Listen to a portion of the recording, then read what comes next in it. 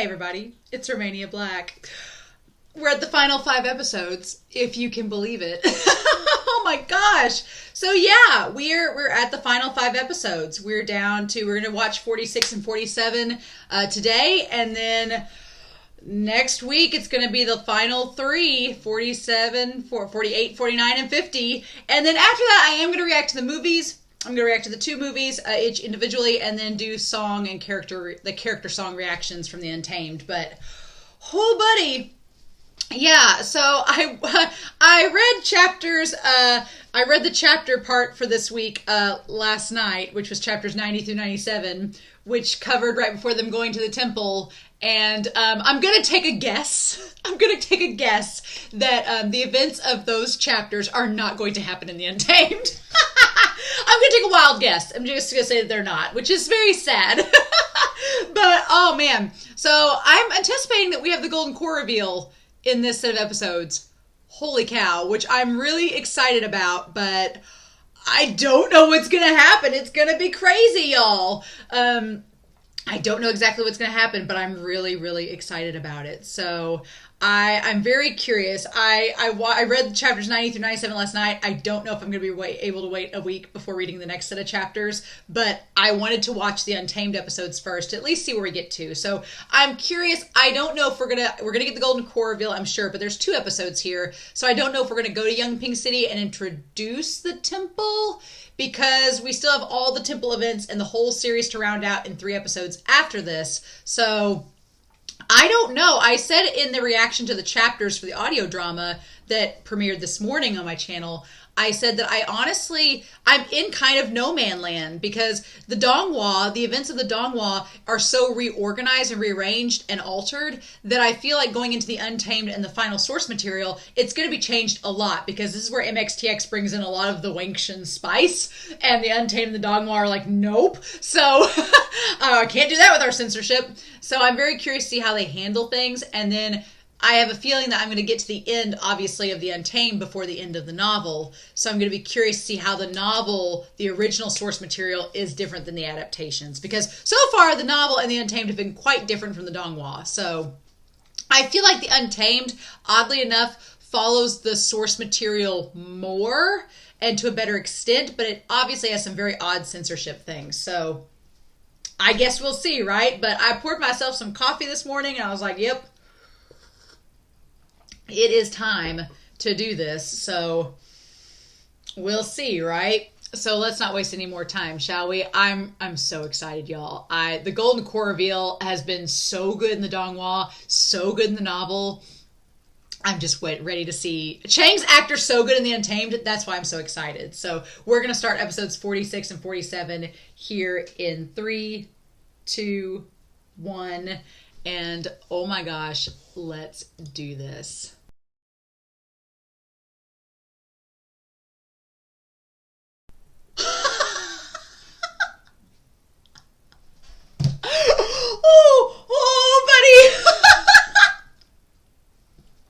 Here's the thing. Before I start talking about this, these episodes were amazing.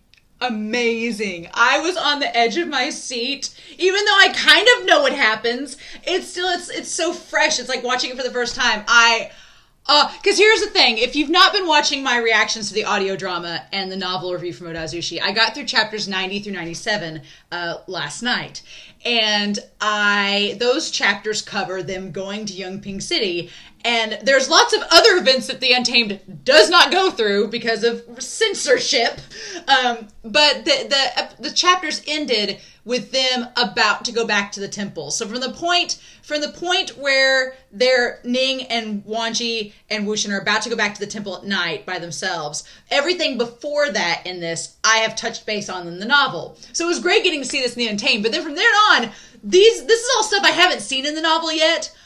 I was debating this morning. I was like, I'll wait a couple days and maybe read the chapters like in a few days. And then as the day went on, I was like, well, maybe I'll just read the chapters this evening. And now I'm like, oh, I'm reading the chapters this evening. There's no question. I have to see this happen. Oh my gosh. I took lots of sloppy notes that are hard to read, and so I'm probably going to be doing this the entire time, but these episodes were so good. So good. So let's just walk through this. Let's just go through this in order and just go through it in order and just do it like we do. Cece and Bichao, we got all that leading up. And what I love about this scene is that, just like I've talked about with the Donghua and the novels, especially the novels, is that Wuxian is seeing firsthand the mob mentality and just how quickly things can snap. Things can change course so quickly in this. And he's like, what? He's like, you mean to tell me that this is just how quickly everyone's opinions, like the line from Lord of the Rings, the hearts of men are easily swayed.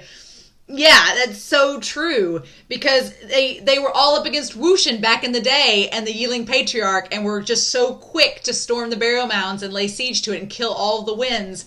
And now their ultimate clan leader, who's been the leader of all clans, they decide based on these two women's stories, they're like, nope, yep, let's go mob him, let's go do it. And the thing of it is, Wuxian even tries to, in the moment, Wuxian tries to point out the faults in their logic. He's like, doesn't this seem weird? And they're like, no, we've figured it out. We've cracked the code. And Wuxian's like, have you? Because they're not taking into account, why did Cece get spared? Why did Bichao just now come to them with all this information? Like, everything seems to be set up, waiting for this one moment.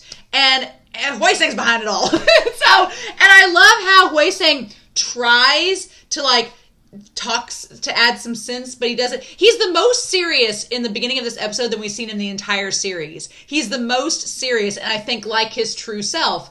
And by this point, the mob mentality, like sect leader Yao, is like so built up at this point, he's just not going to listen. He's like, no, we figured it out, HuaiSang, you just sit over here.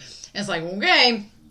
But and then they even get to the point where they tie Yao to Zixuan's death, which you can argue that he was tied to Zixuan's death, but I loved how uncomfortable Cheng got in the throne at that moment, where he was like, because like it's you're bringing up Zixuan and Yanli and their death, and to say it was tied to Yao, who you all have been chummy with the last 16 years, it's just obviously gonna strike a chord. And I loved the looks that that Qiren, that WANGJI, that Wuxian and Cheng, and Ling, those five all shot looks to each other throughout this entire scene. Ling was more of a look to himself. Ling was like trying to figure all this out because he's a kid and he doesn't know the history behind all this. So Ling was just kind of being like, okay, I'm trying to figure all this out. Like, my uncle's had sex with his sister and they had a kid, and okay. Like, he's trying to figure it all together. But Cheng, Qiren, Wuxian, and WANGJI all exchanged looks around the room like,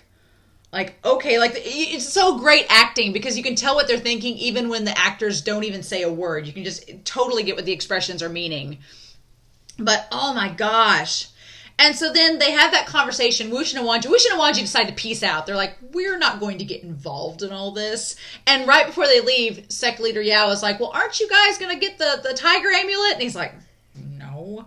So I'm curious how that's going to get tied back into this. When is the mob going to show up? Because right now it's just Cheng. When is the mob going to show up? I'm guessing it's going down in the next several episodes, right? Oh my gosh. Oh.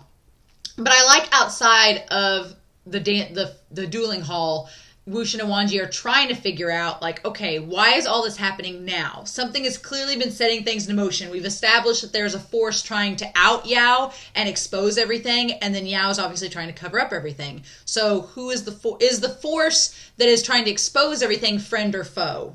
That's the big question. Like, are they someone we can trust, or which they don't know it's HuaiSang, and it's like, well. But I love in that moment that Wuxian acknowledges that whoever's trying to expose Yao is an equal to him. I love that, because up until the moment where you get the reveal that it's HuaiSang, you never really think of HuaiSang as an equal to Zixuan or Yao. He's always like that secondary brother that was in the shadow of Mingzhu. But then when the reveal happens, it's like, no, Yao and HuaiSang are both actors on par. HuaiSang just might be a little bit better. It's like, ooh, but I love that idea of them being equals. And then we have the Ancestral Hall. I was really afraid for a second they were going to skip it. I was like, no, don't skip the Ancestral Hall. And they go there. I'm glad. I'm glad that we get that scene. And then I was really afraid. The one part of the novel that's so tragic and heartbreaking is when they have the fight with Cheng in the Ancestral Hall, because I'm like, that is where Yanli and Fang Mi and Madame Yu are supposed to be, in memoriam, and you're having a fight there right in front of them. And I am glad that they took it outside. I mean, for stunt work purposes, it was better they took it outside. It makes total sense. And I kind of like that I like the respectfulness in this, that they went outside. Rather than have that duel in the middle of the Ancestral Hall. And of course they do the bow things, everything. They don't do the third bow the second time. Cheng interrupts. And I like that. I do appreciate that they call back so many things and tie so many things together. And Cheng is right. He's like, it's so bizarre that Wuxian, this whole story, has been surrounding himself with Ying, with Ning, and WANGJI. And Cheng points out, he's like, the two people responsible for separating you and I, Wuxian, for separating the twin heroes, for killing, like Ning's family is inadvertently connected to the deaths of Cheng's parents.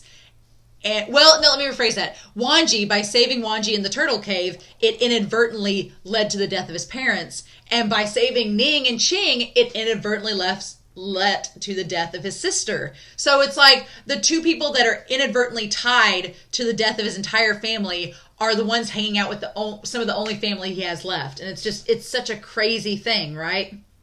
But, oh my God. Ning.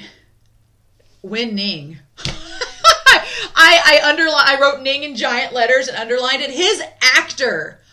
Oh my God. What a badass. I loved here's the thing. The reveal in the Donghua is probably my least favorite overall. But I think aesthetically, I love the animation of the Donghua reveal. If you've never watched the Donghua, it is worth it to see the Golden Core reveal in the Donghua because it's beautifully animated. It's very symbolic. It's gorgeous. It's just a really well done scene. But because everything in the Donghua at this point is very rushed, and at this point in the story in the Donghua, the Golden Core reveal happens after the whole temple scene, which now in hindsight, I'm like, I don't like that because I like how in the novel, and I've not gotten to this part in the novel, the part in the temple, but I like how in this, Cheng finds this horrifying truth out for him. And then later on when they're in the temple together, they have to kind of resolve it and talk about it. And I'm like, okay, yep. But God, Ning. And Ning being so confident and standing up straight, and like him walking towards Cheng, like just like the emotion and the confidence that he had. Like Ning has never looked more badass than he has confronting Cheng and telling him to pull out the sword. And then just like the way he carries his voice and the emotion and just how stern he is. He's like, I have for years been told by Wuxian not to tell a soul, but you have to know. And it's just, God, the reveal. The tears, the tear coming down off WANGJI's nose, like the tears that him and Cheng shed. Cheng's actor, you can tell is a theater actor because he knows how to do extreme emotion. And if you've ever done any plays or done theater work, you have to exaggerate that emotion because you're performing to a live audience that has to see your expressionisms. So they have to be able to see that expression. So Cheng is very on the nose with it, right? It's so funny because you see Cheng be so vivid and over the top and emotional with his actions and his emotions, which makes sense. You've just been given the most shocking revelation of your entire life. He acts very appropriately. But WANGJI, I have to give Yibo credit because Yibo, he's the very subtle, like just the subtle tears and everything. But the glances he gave during the speech, like just the horror in his face, like, and just Cheng and WANGJI both realizing all the things in the past that they've said to Wuxian, not knowing the truth. And now all those moments bubbling back to the surface. Oh my gosh. It was just chef's kiss. I was just, y'all said the Golden Core reveal is great. And you weren't lying. I don't know. I think this may be my favorite version. I think it may be. It's tied really close with the novel. The novel and audio drama, that reveal is so good. But seeing the expressions, and I think that I like this version the best because Ning is such a badass. And I'm like, when Ning, my dude, just, yes, please. I love it so much. I love it so much. But yeah. And so then we go to the boat. We go to the scene of the boat. Now, the one thing is, and I have to talk, if you've never read the novel before, God, the novel, at this point, they don't explicitly, they've cut out all the romance. The romance it is nicked. It's all platonic, right? At least it is platonic in comparison to the novel, because in the Ancestral Hall in the novel, where I've gotten to at this point, you have Cheng confronting Wuxian, and he kind of does here a little bit, but him being like, I've seen how you and your boyfriend are, like, I see how y'all are, and Wuxian's like, wait, what? And this is like the catalyst of him coming to grips with his feelings for WANGJI. But here, they just get out of there, and they get onto the boat. And, oh my god, Yawn in the past, a little past Yawn with him, like, just crunched up against the rock. In the novel, he was hiding in a tree trunk. But here, I get why they had him hide in the hall, but it's like... And yeah, so WANGJI took off with him while the winds were being killed. And I love that conversation. I still love the conversation. We don't get to see Ning and WANGJI talk a lot in the novel together. And I love the conversation they have about the Golden Core Exchange and the idea that sooner or later that Cheng would have found out. And WANGJI's face when Ning reveals that there was a 50% chance of it working. He's just like, and Wuxian went with it anyway. It's just, oh, my heart. My heart. The one thing I am sad about is in the novel, Ning's been rowing this whole time, and when Wuxian, the way that Wuxian's positioned in the novel, he wakes up and looks up and sees WANGJI's face, and they have this moment, and then Ning says, oh, we're headed this way, and Wuxian in the novel is like, wait, what? Why are you here? Like, because he passed out, he didn't know Ning followed them. So it's really humorous in the audio drama, and here I'm a little bit disappointed that we didn't get that little surprise moment, but... And then there's a thing with the butterflies. I don't recall the butterflies in the novel. They're definitely not in the scene where Wuxian distracts the people messing with Ning. They're not in the novel. But I don't remember the butterfly contacting WANGJI in the novel either. So that seems like an Untamed only thing. But yeah, I like they established that they're worried that Yao could hurt Jishin. So they need to get there to Yunping City. And then I will say another thing I like much better in the novel at this point is when they get to shore, they've collected all the lotus seed pods and they've been eating them the whole time. When they get to shore, WANGJI and Wuxian get out of the boat and Ning is still on the boat and all the little kids come up and start rocking the boat and teasing Ning. And they're like, why do you look funny? And like all this. And Ning's like, I don't know what to do. And Wuxian throws the lotus pods away to like lure the kids away from the boat. And they go run to get the lotus seed pods. And that's when Ning is like, hey, I'm going to go hide. You guys go walk around. I think it works much more smoothly in the novel than it does here. The thing with the barrels and the butterflies was kind of weird. And I was like, would grown adults chase magical butterflies through the air? I don't know, but it's fine. But I do think the novel handles that scene a little bit better. And you still get the same results. Except in this version. Wuxian tells Ning to go hide in the inn. In the novel, Wuxian tells Ning to go hide back on the boat because because WANGJI and Wuxian have to go to the inn. So there's that. He's like, Ning can't fall. And there's conversation. Okay, so this conversation that happens at the start of episode 47, it kind of takes place. I'm at chapter 97 in the book, and at the end of chapter 97, Wuxian is thinking to himself. He's thinking to himself, he's like, Ning can't follow me forever.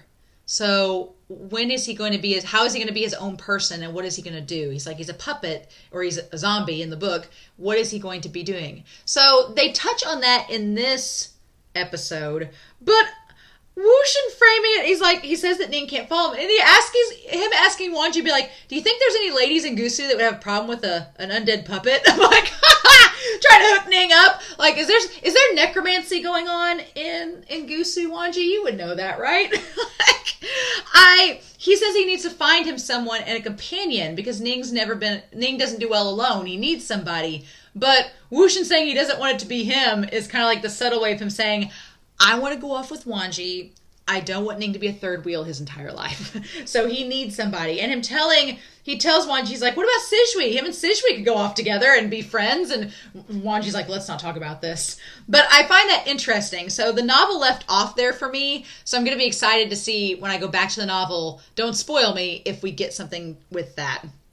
But yeah, we have the Guanyin Temple set up. It says it's going to be closed for 3 days. I did not get to that point in the novel where they said that, so I'm going to be curious to go back. They did skip the woman talking about Cheng, which I guess I get why they do that here, because in the novel, the woman tells, not the monk, but a woman that the monk was talking to in that scene, she's the one that tells Wuxian about the temple. And she makes the comment that the Zhang clan doesn't do anything for the village, that Cheng was so like high-strung and angry and torturing people trying to find Wuxian in the past that everybody just kind of stays away from Lotus Pier. They don't want to hang out with Cheng. And it's very sad. And so the only thing I can think of is that they didn't want to, in this version, they did not want Cheng to look that bad because he shows up and has that badass moment at the end of this episode. So I'm guessing that's why they did it. It's like, okay, they didn't want Cheng to look bad. Okay, that makes sense. Fine. But what do we do? So that's very curious. Very, very curious indeed. So yeah, they skipped the spice.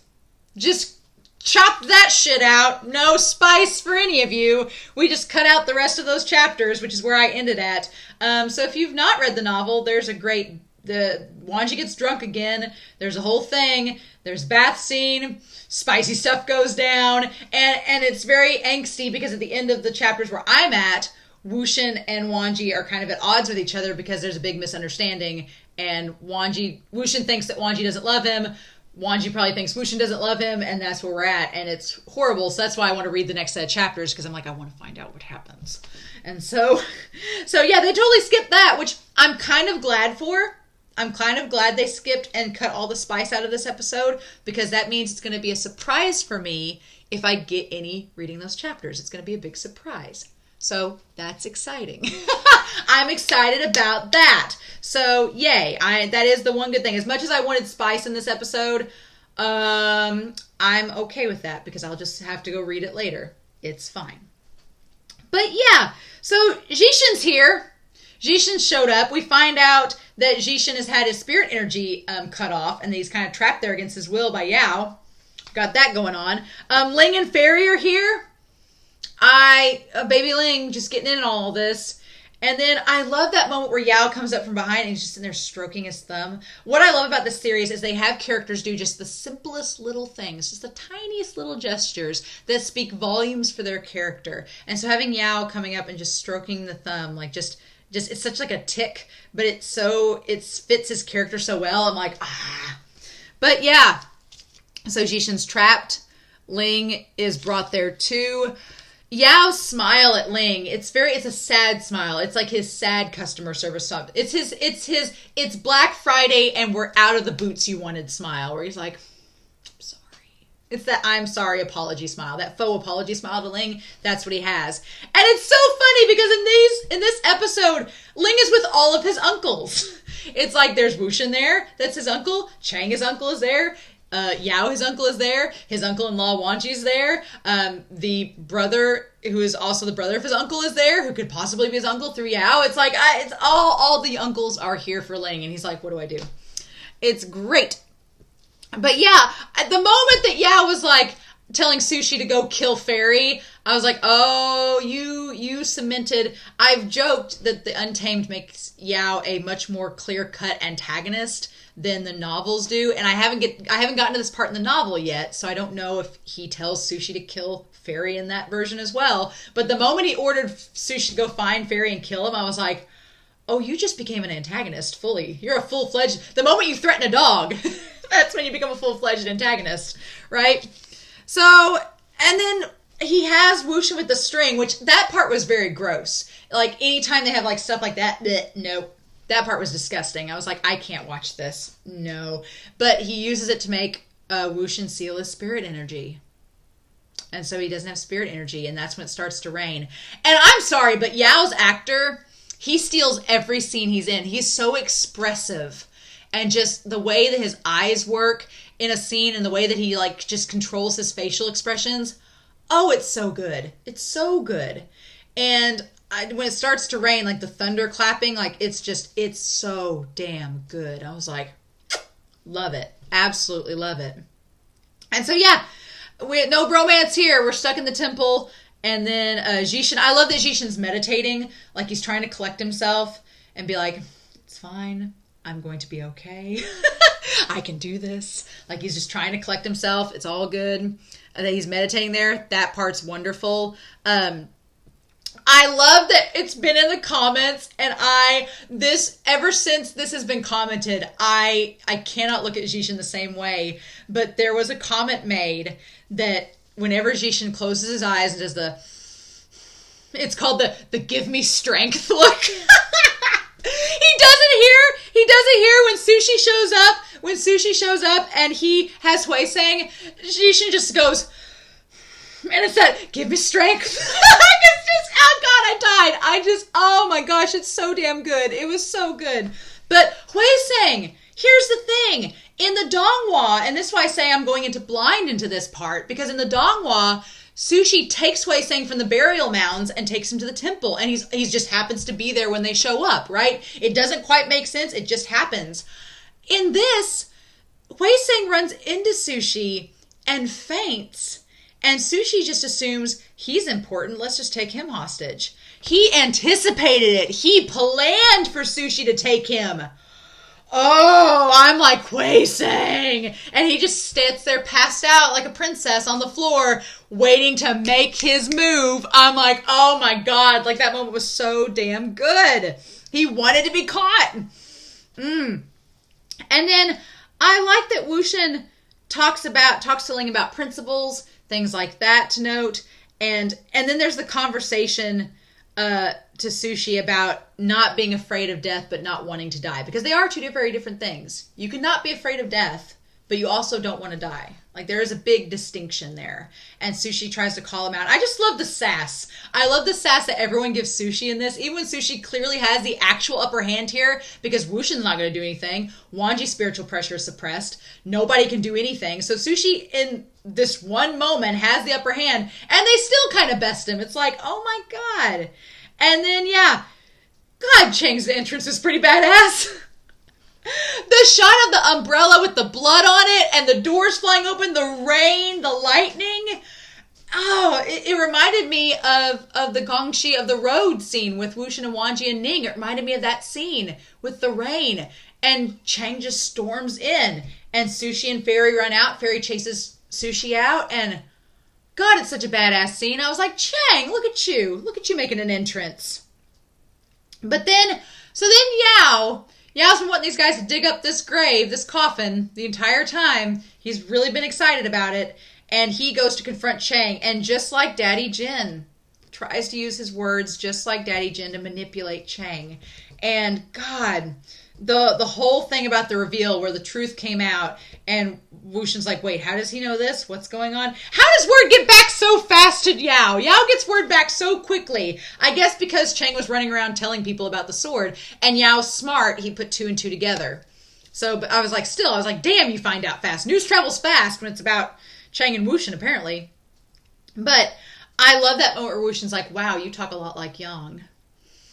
And that clearly gets under Yao's skin. It's like, because yeah, it's very similar. The way he talks and tries to manipulate people. It's very, very similar. And then the reveal of the truth comes out. God, Jishin trying to say, like, look, Cheng, don't listen to him, because he'll start talking and then your emotions will get the better of you. And oh my God, that look that Yao gave Jishin was just like, oh, now you're going to start trash talking me too? That was such a look. Oh my God, that was just amazing. That look to Jishin was it was everything. Oh, I was like, all the angst. I like in my popcorn. I'm like, just give it to me now. I fangirled so much in these episodes. They were so good. So good. And so then, yeah. And then Cheng saving WANGJI. Like jumping in front, like someone that in the novels, up until this point, and in the Untamed episode, yeah, there's animosity between WANGJI and Cheng. I'm really excited to read this in the novel, because in the novel, during the Golden Core reveal, Cheng has a lot of animosity towards WANGJI. A lot. He's like, you stole my brother from me. Like, you know, it's like the brother and the brother-in-laws don't get along with one another. It's that type of mentality. Oh my God, I'm amazed. I'm going to be really, really excited to read in the novel if Cheng saves WANGJI like he does here, because that's pretty huge. Because in the novel, they have a lot of animosity, and they are not having it with each other. And if he steps in to save WANGJI in this, I'm ready. I'm so ready.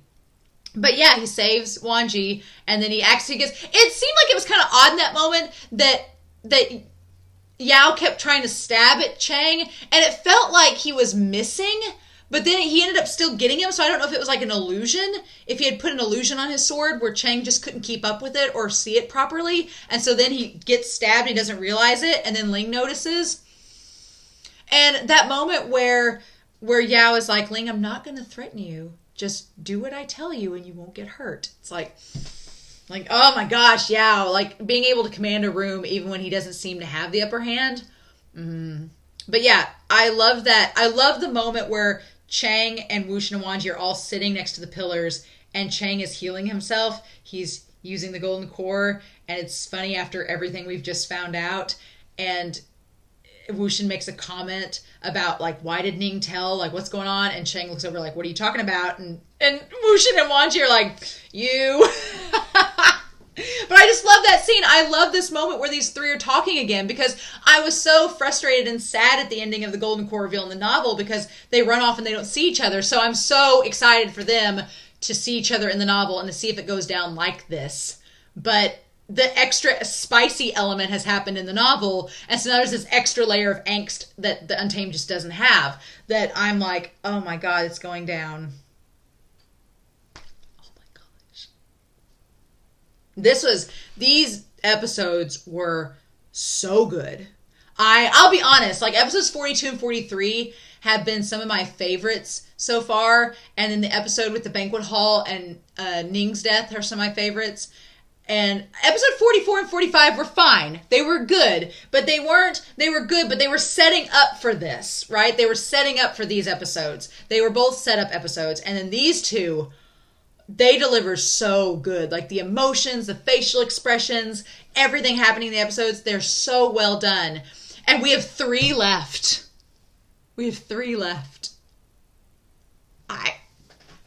So, from what I remember from the Donghua, and I don't want to be spoiled, but just to give you all an idea of where I'm at, I remember in the Donghua, the corpse of Mingzhu comes and fights Yao. Like, that happens in the novel, in the Donghua, and in the end, Yao ends up falling into the coffin with Mingzhu's corpse, and they get buried together. And that's how they end up dying.